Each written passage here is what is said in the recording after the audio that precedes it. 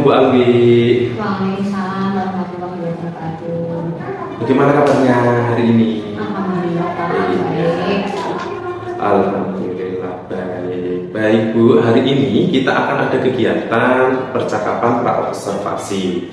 Nah, terkait dengan pembelajaran yang akan Ibu laksanakan nanti.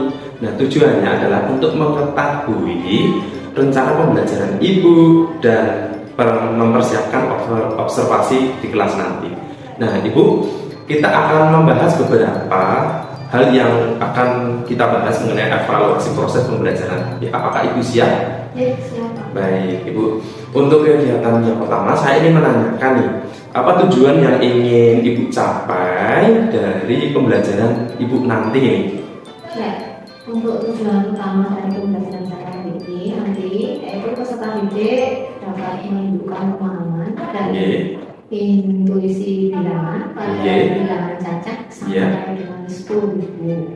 Mereka nanti diharapkan juga dapat membaca, kemudian menulis, menentukan nilai tempat.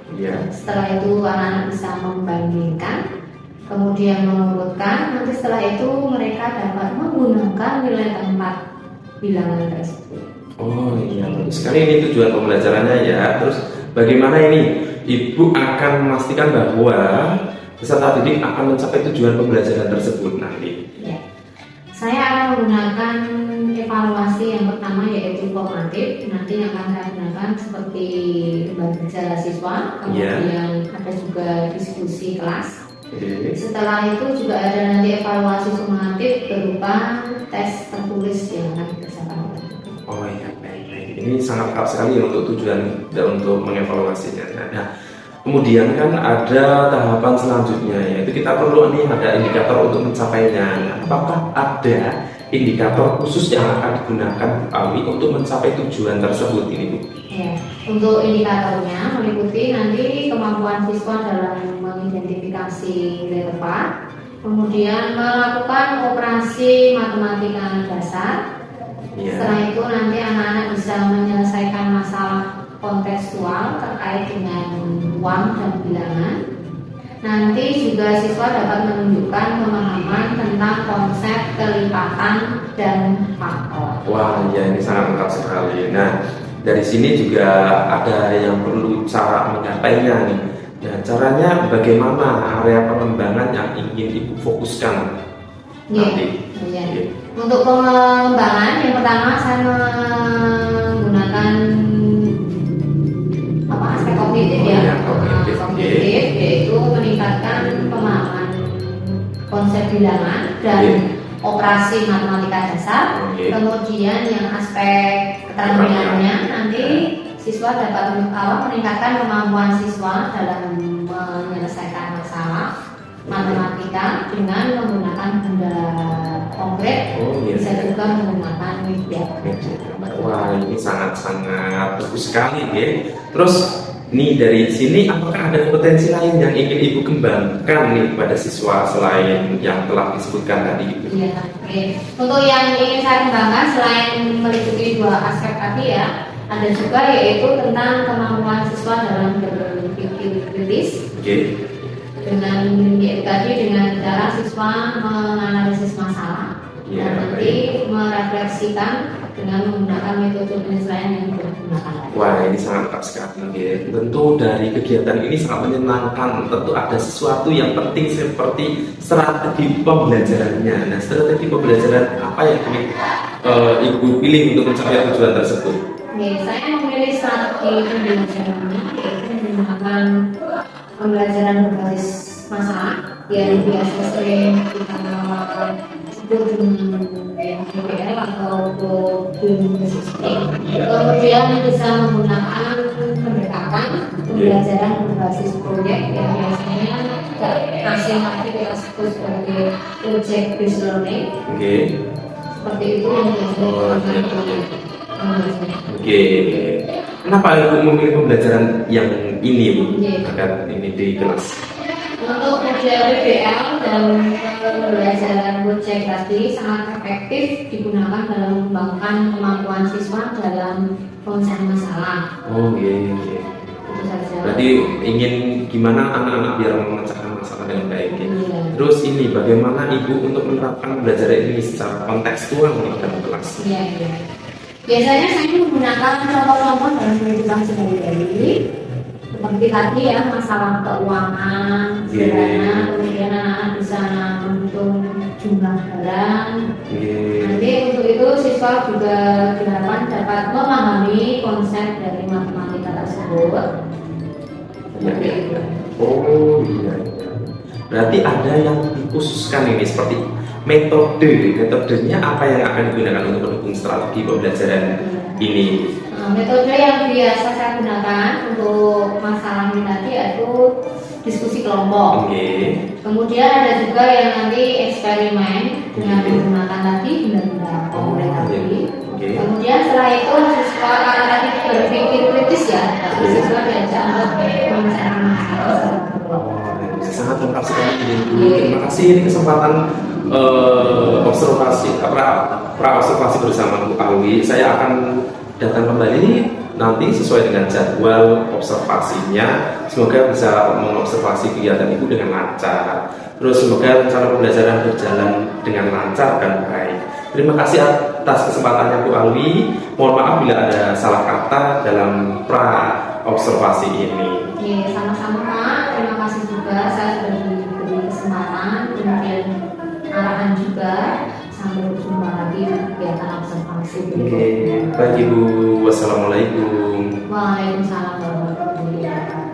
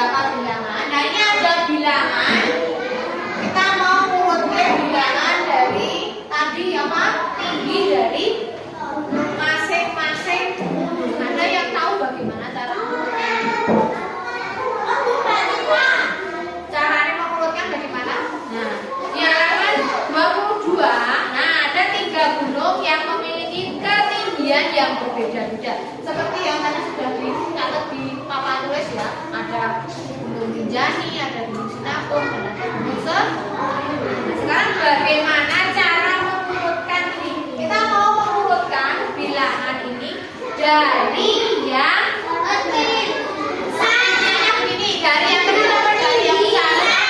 Pertanyaannya sebelum kita mengurutkan dari yang tinggi ke besar atau dari yang besar tinggi, pertanyaannya semua kalian jawab pertanyaannya. Nah, ada pertanyaan di dalam buku. Gunung dari ketiga gunung tadi, pertanyaannya adalah gunung manakah yang tertinggi? Gunung Semeru tertinggi.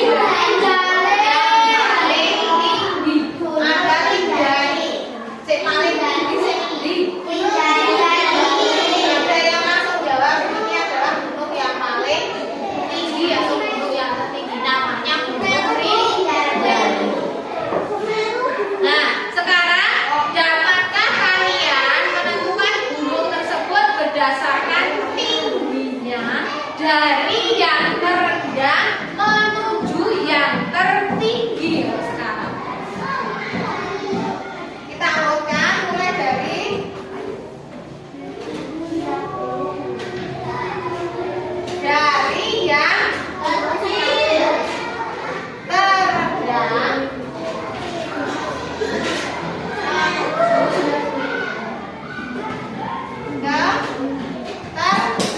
tertinggi. Tadi yang paling tinggi namanya gunung apa? Rinjani. Berapa tingginya? 3.726. Kemudian yang kedua, gunung mana lagi? Gunung Semeru. Berapa tingginya?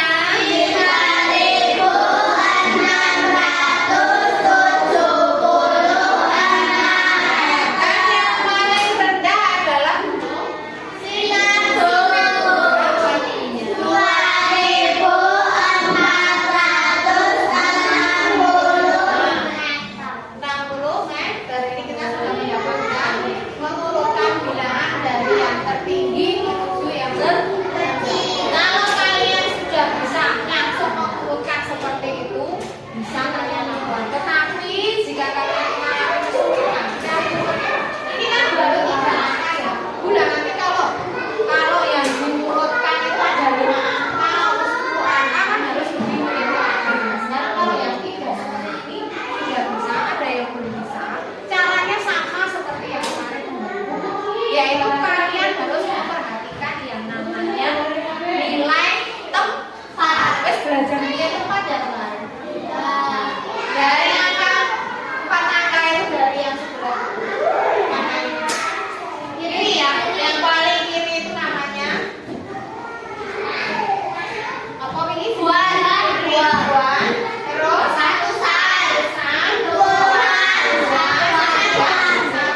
Nah, kita masih tetap menggunakan yang namanya nilai tempat untuk mengurut. Nah, caranya bagaimana? Sekarang kita coba di buku kalian sudah ada ya di situ ya.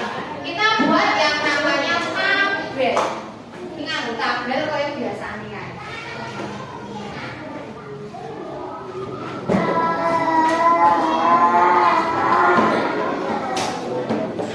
Oke, kita buat tabel. Ini bilangan. Kemudian yang ini ribuan. Ribuan apa?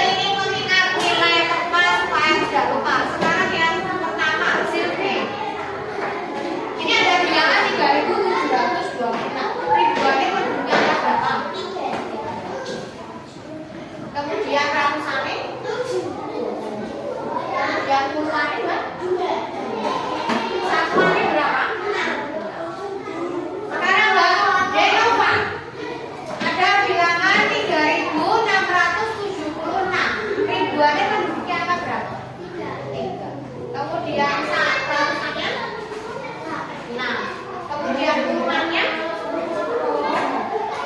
satuannya berapa?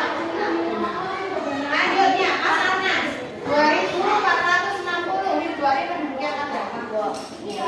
Kemudian ratusannya 4, kemudian urutannya 6, satuannya 0. Nah, kalau sudah seperti ini caranya bagaimana? Kita sudah buat tabel nilai tempat. Nah, wis ini gini. Selanjutnya bagaimana kalau sudah seperti ini? Diurutkan. Oh, diurutkan bagaimana, Mbak? Ada yang bisa memberikan penjelasan? Yuk. Ini piye? Selanjutnya bagaimana? Nah, sekarang kita lihat karena ini bilangannya sama-sama ribuan. Nah, sekarang kita lihat dari bilangan ini yang 3000 tadi. Ribuannya beda. Berarti yang paling tinggi nanti di antara ini tadi yang mana? Oh, dari ribuan, pasti yang 2 ini nanti di atas, ya toh? Karena tinggi toh. Terus yang ini berarti nanti paling tinggi. Nah, sekarang kalau ini sudah sama, ada lagi yang beda. Kita lihat di bilangan apa ini? Di kolom ratusan. Dari 7, kemudian 6, kemudian 4. Ini yang paling tinggi yang mana? 7. Yang mana? 7. Yang 7. Berarti kok ini nek diurutke saka sing mau tinggi berarti ini bakal posisinya di mana? Nah, sekarang kita mau urutkannya dari rendah ke tinggi atau dari tinggi ke rendah? Rendah ke tinggi ke rendah. Ini apa tadi? Dari rendah menuju tinggi. Nanti yang paling rendah tadi ini 2 yang mana? Yang 2. Ini kita mendapatkan bilangan 2460. Nah, terus yang keduanya yang mana? Kalau kita lihat dari tabel ratusan ini sudah di angka 1 ya tadi. Nah, sekarang dari ini kita lihat dua bilangan ini 7 karo lebih kecil ya. Nah, berarti posisi ini nanti diangkat yang ke 3676. Terakhir sendiri yang mana bilangannya? 320. Nah, seperti ini. Kalau sudah ketemu seperti ini, berarti kita sudah menemukan yang namanya bilangan tadi mulai dari yang terendah sampai dengan yang tertinggi. Kita baca bersama-sama yuk. Yang pertama 2460. Yang kedua 3670. Yang ketiga 3720. Ini kalau kita lakukan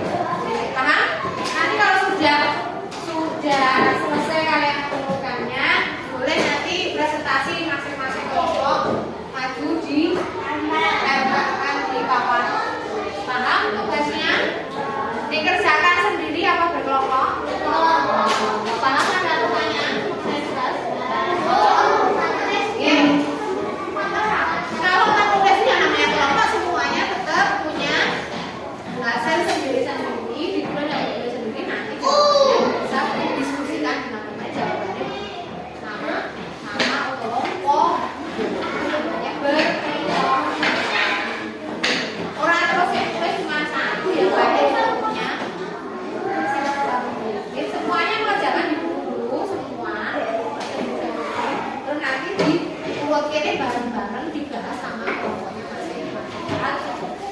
Berarti ada pertanyaan lagi? Tidak ada? Sudah jelas tugasnya? Oke, kalau sudah saya bagi. Kita nanti ya.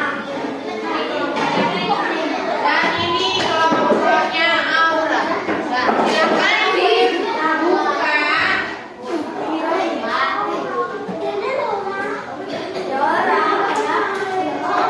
Ya, silakan. Ya. Bukunya dibentuk saja. Kamu langsung konsentrasinya ke buku.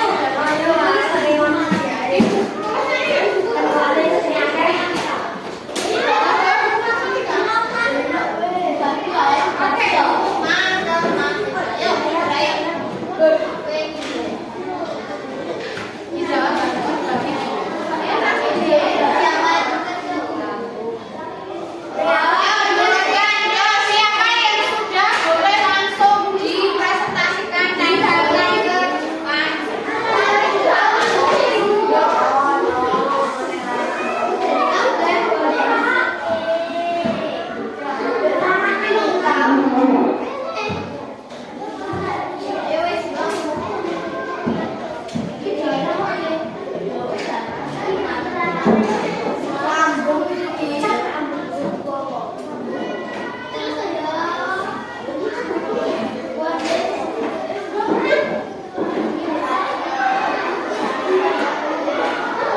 Jumlahnya berapa? Dibagi